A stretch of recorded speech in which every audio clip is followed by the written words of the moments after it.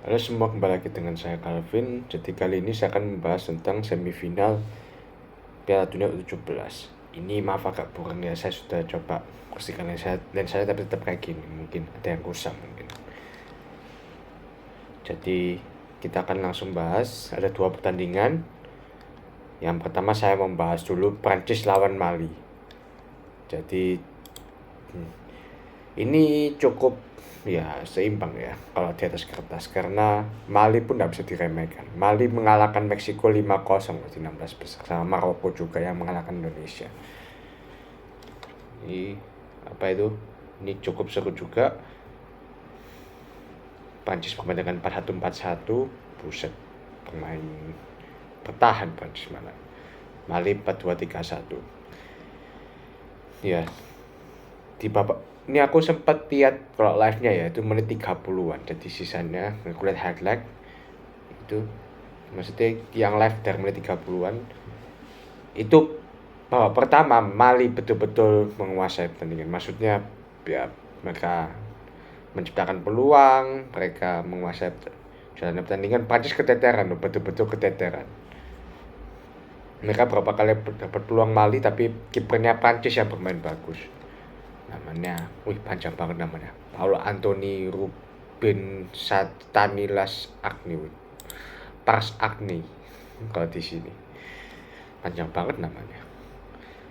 Ya itu. Jadi kalau nggak ada itu, mungkin 1 bulan lebih cepat Prancis. Tapi akhirnya Mali cetak gol dulu tepat di injury time babak pertama lewat Ibrahim Diarra di menit 45 plus 4. Jadi ya apa ya, itu dan juga ya itu sedikit blunder si kipernya Prancis yang sebenarnya bermain bagus sih. Jadi dia buang bola, tapi buang bola ke arah yang salah, tepat di kakinya si Ibrahim Diarra, jadi dia cetak gol 1-0, dan dia kaptennya sekaligus ya. Babak kedua itu Mali masih menguasai, cuma saya menit 55. Kenapa? Karena di menit 55 pemain Mali namanya Souleymane Canoglu yang aku baca di internet itu melakukan pelanggaran keras ke pemain Prancis ya. Dia kena kakinya juga dan kakinya kena kartu merah. Ya, bermain dengan 10 pemain ya, Mali mulai keteteran dan terbukti tepat setelah 1 menit kan setelah pelanggaran itu dia Prancis dapat free kick. Saat itu Prancis langsung cetak gol lewat headingnya Ivan Titi di menit 56. Dan 13 menit berselang Prancis comeback. Jadi lewat free kick lagi si Ismail Bone cetak gol di menit 69. Kali ini tendang ya. Dan dua-dua golnya Prancis lewat free kick, lewat bola mati. Jadi nggak ada yang di open play. Ini bukti bahwa Mali mendominasi. Ya, Mali dengan 10 pemain pun Mali berusaha menyerang. Mereka beberapa kali ciptakan peluang juga, tapi ya peluangnya entah meleset, entah ditangkap kiper apa. Bahkan sampai injury time plus 13 menit loh. Gila emang. Injury time plus 13 menit. Nah, sekali 15 menit aja kayak extra time. Itu berapa kali Mali menciptakan peluang tapi gagal. Dia ini kalau tak bilang ya super ugly win buat Prancis. Maksudnya ugly ya, sebenarnya Prancis layak menang, apalagi kalau 11 lawan 11 Mali lebih layak menang. Cuma ya karena 10 pemain itu merubah jalannya pertandingan. Jadi Prancis yang lolos ke final. Lihat dari statistiknya, 9 shots Prancis cuma 9 doh. Mali berapa? 20. Shots on targetnya pun 5-6. Tapi ya Mali juga elek sih, dari 20 cuma 6 yang shots on target. Possession pun kalah Prancis 46-54, passing 349-404, akurasi passing 79% banding 82%. Ya gimana mau menang kalau akurasi passing cuma 79%. Kalau tim besar biasanya 80-an persen. Bahkan Mali pun 82%, tapi ya kebantu sama 10 pemain. Makanya itu Prancis menang. Ya nilai Indonesia sepak bola juga. Yang main bagus belum tentu menang juga. Ya selamat buat maksudnya Mali ya sudah berjuang, dan nanti Mali berarti masuk ke perebutan 3 besar dan Prancis masuk ke final. Oke, sekarang kita bahas pertandingan yang seru, yaitu lebih seru lagi Argentina lawan Jerman. Nah, ini big match ini. Ini dari awal seperti seru, ternyata tidak mengecewakan juga. Mas, ekspektasi saya, Mas. Argentina bermain formasi 4-2-3-1 sama kayak Jerman. Baru 10 detik awal kick off itu Jerman sudah lawak, maksudnya sudah melakukan kesalahan di backnya, dan itu hampir dihukum. Jadi direbut sama pemain Argentina juga berhadapan sama kipernya Jerman. Kiper Jerman sudah dilewati, tapi gagal karena posisinya mungkin kalau agak miring ya, agak ke kanan dikit. Kalau itu agak ke tengah itu bisa gol itu. 1-0 dan ya masih 0-0, ya dapat free kick lagi dan bawa peluang tapi gagal lagi. Justru Jerman yang mencetak gol dulu di menit 8 ya, atau 9 lewat Paris Brunner. Di menit 9 ya dia dari sudut sempit ya di sisi kiri ya. Jadi kipernya sedikit salah sih, kipernya kaget tuh. Seharusnya kan sudut sempit kan di jaga kiper. Kali ini ya dia pintar cari celah juga sih Paris Brunner, dia cetak gol di menit 9, 1-0. Tapi ya ini cukup seru ya. Jadi Argentina sama-sama saling menyerang. Kemudian Argentina cetak gol lewat si Agustin Fabian Roberto di menit 36. Bahkan 9 menit berselang, dia cetak gol lagi di menit 45+4. Jadi langsung 2 gol di babak pertama, langsung comeback 2-1. Nah, di babak kedua Argentina mulai keteteran ya. Jadi kipernya Argentina mulai melakukan lawakan juga.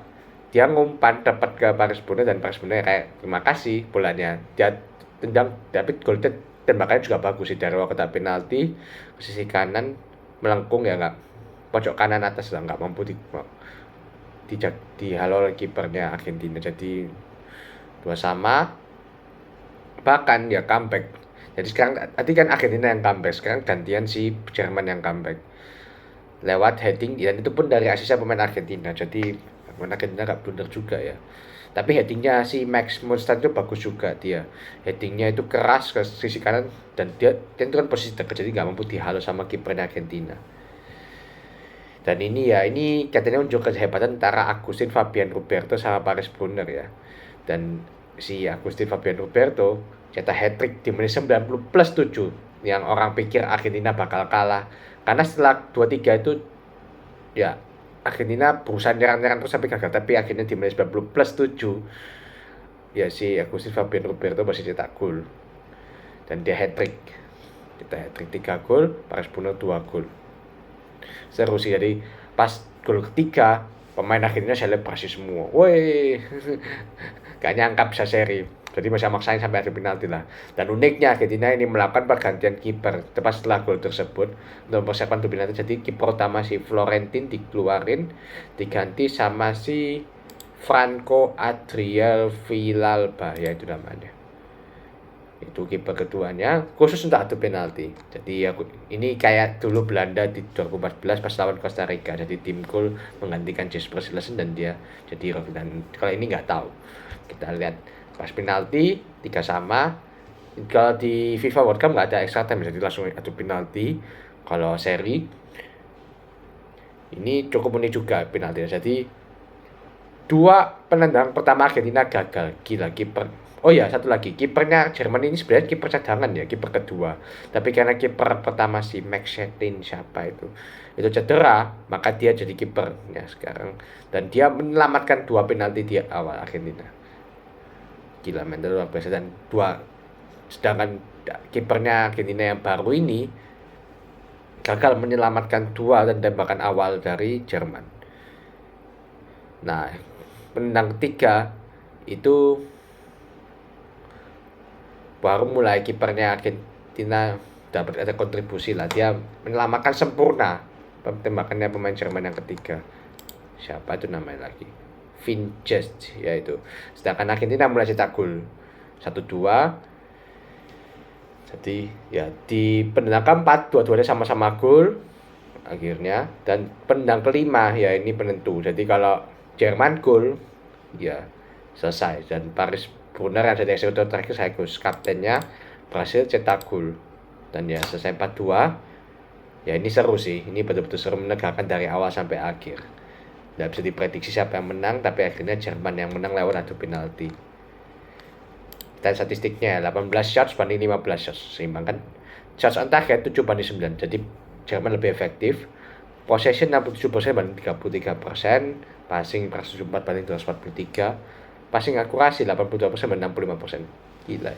Jerman cuma 65% ya, parah sih. Tapi 65% bisa cetak 3 gol. Itulah mungkin hebat. Itu hebatnya counternya Jerman. Argentina boleh dominasi pertandingan tapi Jerman lebih efektif lah. Makanya mereka bisa lolos ke final Jerman. Ya nanti Argentina ya berarti di perebutan tempat ketiga nanti lawan Mali nanti 1 Desember jam 7. Sedangkan nanti final Jerman lawan Prancis. Nah finalnya seru ini. Kalau perebutan tempat ketiga harusnya Argentina sih. Tapi Mali juga nggak pernah bisa di ya. Lumayan seimbang lah. Jerman lawan Prancis 2 Desember jam 7 juga. Itu aja sih, nanti ditunggu video selanjutnya sekaligus terakhir tentang Piala Dunia U17. Ini bukan terakhir ya, nanti ada yang satu lagi yang terakhir.